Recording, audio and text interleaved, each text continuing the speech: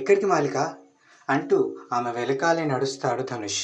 ఆమె అతనికి ఏ జవాబు ఇవ్వకుండా అక్కడి నుండి వెళ్ళిపోతుంది. తాజీ, నువ్వు కూడా వెళ్ళు అని జగదీశ్వరి అనగానే, లేదు నానమ్మ, నాకు వర్క్ ఉంది, ఆమె వచ్చాక చెప్పు అని అంటూ అక్కడి నుండి వెళ్ళిపోతుంటాడు.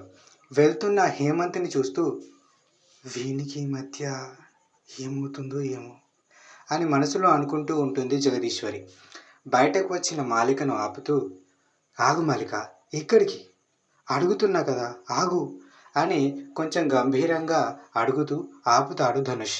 ఆమె అతని వైపు చూడకుండానే గేట్ దాటుతూ, నేను ఒక దగ్గరికి వెళ్ళాలి అంటూ వెళ్తున్న ఆటోని ఆపే ప్రయత్నం చేస్తుంది. నేను కూడా వస్తా అని ధనుష్ అనగానే, చూడండి సార్, ఇది నాకు మాత్రమే సంబంధించిన విషయం, ఇందులో పరాయి వాళ్ళు జోక్యం చేసుకోవడం నాకు ఇష్టం లేదు, దయచేసి మీరు రాకండి అని అంటుంది కొంచెం కోపంగా.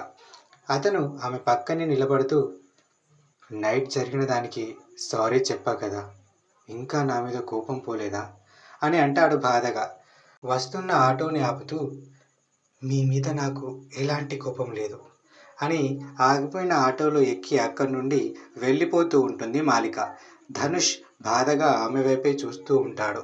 అప్పుడే అతనికి తన ఇంట్లోకి వెళ్తున్న ఒక కారు కనిపించడంతో, మమ్మీ మమ్మీ ఏంటి చెప్పా పెట్టకుండా వచ్చేసింది, కనీసం వస్తున్నట్టు చిన్న ఇన్ఫర్మేషన్ కూడా ఇవ్వలేదు అని తనలో తానే అనుకుంటూ తన ఇంటి వైపు వెళ్తాడు ధనుష్.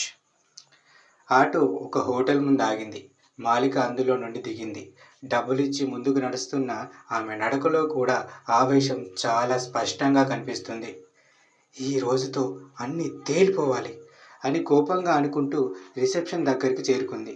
అక్కడున్న అమ్మాయిని ఏదో అడగగానే ఆమె కొన్ని సెకండ్లు ఎదురుగా ఉన్న కంప్యూటర్లో చూసి, రూమ్ నెంబర్ 401 మేడం అని బదులిచ్చింది.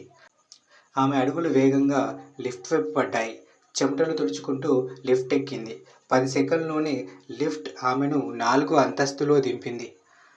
అంత చెప్పాక కూడా ఇలా చేశాడంటే అనుకుంటూ రిసెప్షనిస్ట్ చెప్పిన రూమ్ దగ్గర నిలబడి డోర్ కొట్టింది మాలిక. అది ఓపెన్ అవ్వగానే ఎదురుగా పురుషోత్తం నిలబడి కనిపిస్తాడు. మాలికను చూడగానే ముందు ఆశ్చర్యపోతాడు. కానీ కొన్ని సెకండ్ల తర్వాత అతని ముఖంలో సంతోషం వెల్లివిరుస్తుంది. అదే సంబరంతో, మాలిక రారా, లోపలికి రా అని అంటాడు ఆప్యాయంగా.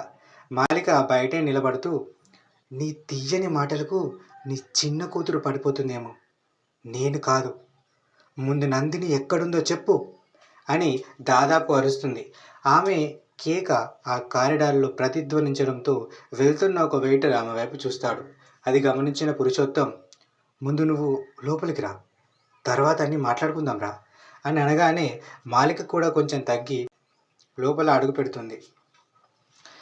కానీ పూర్తిగా లోపలికి వెళ్లకుండా గుమ్మం దగ్గరే నిలబడి, చెప్పు, నా చెల్లిని ఎక్కడ దాచిపెట్టావు, చెప్పలేదు, నేనేం చేస్తానో నాకే తెలియదు, చెప్పు అని అరిచింది. ఆమెను కూల్ చేస్తూనే అయోమయంగా, నేనెందుకు నందిని దాచిపెడతా, ఆ అవసరం నాకేంటి అని అంటాడు పురుషోత్తం.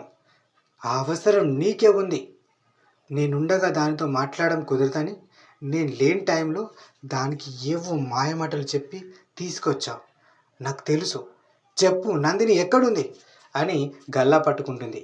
తండ్రి గల్లా పట్టుకోవడం అతనికి విచిత్రంగా, ఆమెకి షేమ్గా అనిపించినా కానీ నందిని విషయంలో ఆమెకి ఇలాంటి పట్టింపులు ఏమీ లేవు. ఒకసారి నేను చెప్పేది విను తల్లి, ఆ రోజు తర్వాత నేను మళ్ళీ నందిని కలవనే లేదు అని ఆమెను కూల్ చేయడానికి ట్రై చేస్తూ ఉంటాడు పురుషోత్తం. అతని మాటల్లో నిజాయితీ కనిపిస్తుంది. కానీ ఆమెకు అతన్ని నమ్మాలి అనిపించడం లేదు. అందుకే ఇంకా 2-3 సార్లు గట్టిగా అడుగుతుంది.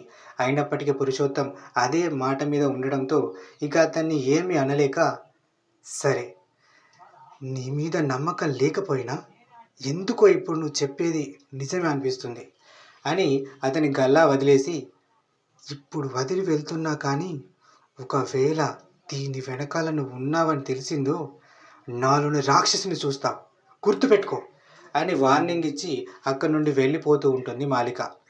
డోర్ తీసిన ఆమెకు ఒక వ్యక్తి ఎదురవుతాడు. ఆమె అతన్ని పట్టించుకోదు, కానీ అతను మాత్రం ఆమె వైపే చూస్తూ ఉంటాడు. ఫోన్ మోగడంతో హేమంత్ దృష్టి అటువైపు మళ్ళింది. స్క్రీన్ వైపు చూడకుండానే హలో అంటాడు. హలో హేమంత్, నేను శరత్ అని అటువైపు నుండి జవాబు రాగానే హా చెప్పురా, ఏమన్నా తెలిసిందా ఆ అమ్మాయి గురించి అని అడుగుతాడు ఆతృతగా.